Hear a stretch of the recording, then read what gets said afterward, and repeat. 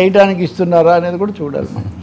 Sir ఏంటి టెక్కలి కోర్టుల్లో కూడా కేసులు వేసాడండి, ముందస్తు బెయిల్ కోసం ఇట్లాంటి పెట్టుకోవచ్చు.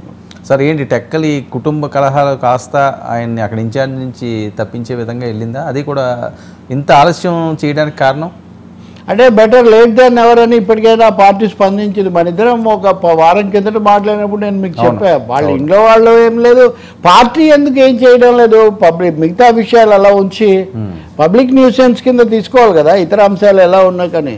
కాబట్టి ఒక అనివార్య పరిస్థితి కల్పించారని వీళ్ళు అనుకోవాలి.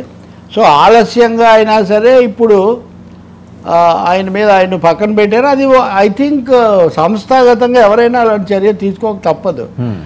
ఇప్పుడు వాళ్ళిద్దరంటే ఏదో ఇది చాలా ఇబ్బందికరమైన అంశం, చాలాసార్లు చెప్పాను. వాళ్ళిద్దరంటే ఏదో ఆవేశంలోనో తెలియక మాట్లాడుతున్నారు అనుకుంటే ఈయన కూడా చాలా తీవ్ర స్థాయిలోనే అన్ని ఛానల్స్కు మీకు కూడా ఇచ్చినట్టున్నారు.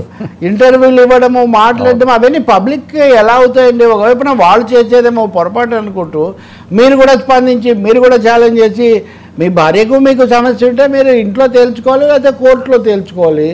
ఏ విధంగా ప్రజలందరికీ సంబంధము ఛానల్స్కి మీరు ఆ హోదాలో వచ్చి ఎలా మాట్లాడగలుగుతారు? కాబట్టి ఖచ్చితంగా అది శృతి మించింది, శృతి మించింది, శృతి తప్పింది. శృతి ఎప్పుడో తప్పింది, ఇప్పుడు శృతి మించింది. దాంతో శృతి తప్పిన తర్వాత గతి తప్పడం కూడా అనివార్యం. ఇంకా మించడం ఏ స్టేజ్ మనందరికీ కూడా మతి తప్పింది. మనం అదే ఓకే, అది డిస్కస్ చేయడానికి కొద్దిగా ఇబ్బందిగా ఉంటుంది. ఆఖరికి ఇంత సీరియస్గా అందరూ అటువైపు చూసి వేలెత్తి చూపిస్తుంటే పాటలు పాడుకుండి అది మొన్న ఆ రోజు నేను చెప్పా కదా, ఒక్క చరణం పాడండి, ఒక్క స్టెప్ వేయండి అని అడగడము, వాళ్ళు కూడా స్పందించడము, అది దుర్భరము దుస్సహము అంటారు చూడండి. అసలు ఊహకు అందదు అది. అవును, ఈ అడిగేవాళ్ళు ఎలా అడుగుతున్నారు, అది చెప్పేవాళ్ళు ఎలా అంటే value system something wrong with thinking and personalities అని అనుకోవాల్సి వస్తుంది. ఇంకా మూడోది ఒక సెన్సేషనల్గానో లేకపోతే ఏదో ఒక విధంగా ఎంటర్టైన్ చేయడం, ఎంగేజ్ చేయడం, be in the limelight అనుకోవడం తప్ప దీనికి వేరే కారణమేం లేదు.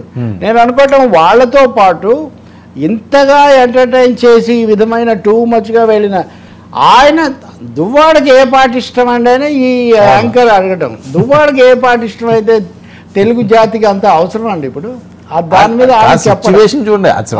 లేదో ఫ్యామిలీ గొడవల్లో తలమునకలు అయిపోయి బయటికి అంటే అక్కడ అడుగుతున్నారు కదా. ఇప్పుడు అక్కడ సమస్య అది. అలాగే ఈయన కూడా తన ఇంటి దగ్గర పెట్టారని ఇప్పుడు మీరు ఒక సమస్య వచ్చింది కదా, ఇప్పుడు హ్యూమానిటేరియన్ యాంగిల్ వచ్చింది.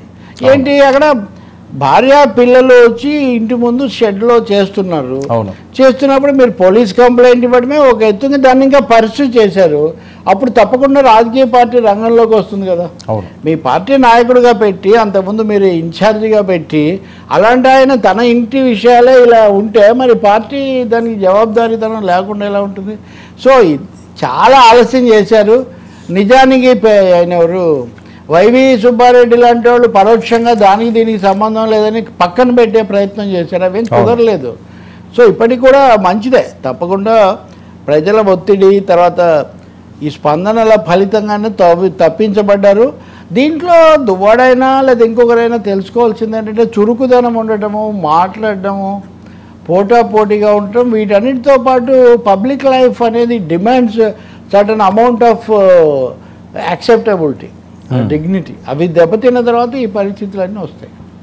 సార్ ఏంటి అమరావతి మరి ఇప్పుడు ఆయన ఎలా పార్టీ మీద ఎలా స్పందిస్తారు అది కూడా చూడాలి.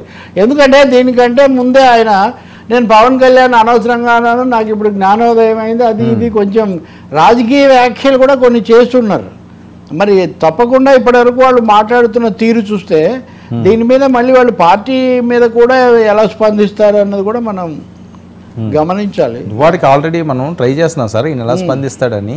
ఆయన కొద్దిగా బిజీగా ఉన్నారు, ఒకవేళ రన్నింగ్లో ఏమన్నా వచ్చేలా ఉంటే డిస్కస్ చేద్దాం అది. సార్ ఏంటి అమరావతి రుణంపై